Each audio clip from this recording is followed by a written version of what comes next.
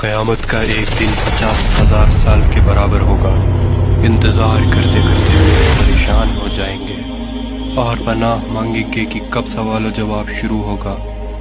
ایک لمبے انتظار کے بعد اللہ کا حکم جاری ہوگا۔ اللہ اپنے فرشتوں پر حکم ظاہر کرنا شروع کر دے گا۔ 70,000 فرشتے جہنم کو لے کر آ رہے ہوں گے۔ یہ منظر اتنا بھیانک ہوگا کہ سب کے سب چیخیں نکل جائیں گی۔ تمام آدمزاد کے ہاتھ میں ایک کتاب دی جائے گی جس میں ان کی نیکی اور برائی لکھی ہوگی۔ اس کے بعد سوال و جواب کا سلسلہ شروع ہو جائے گا۔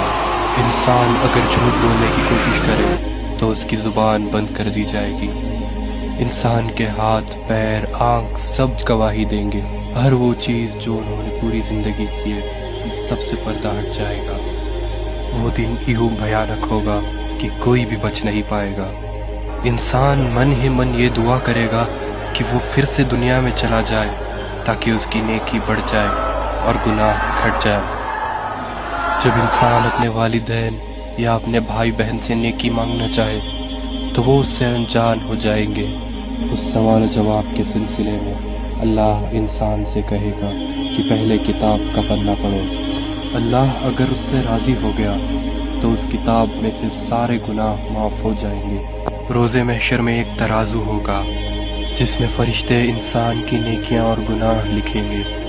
کچھ انسانوں کا گناہ یوں ہوگا کہ ایک پہاڑ کے برابر، کچھ انسانوں کی نیکیاں یوں ہوں گی کہ صرف ایک کنکر کے برابر۔ اللہ انسان کے اندر کا ایمان دیکھے گا۔ اگر انسان اپنی پوری زندگی میں یہ مانتا تھا کہ اللہ ایک ہے اور اس کے سوا کوئی معبود نہیں تو اس کی رحمت اس پر برس جائے گی۔ ان سب کے بعد انسان کو کل صراط کا راستہ پار کرنا ہوگا۔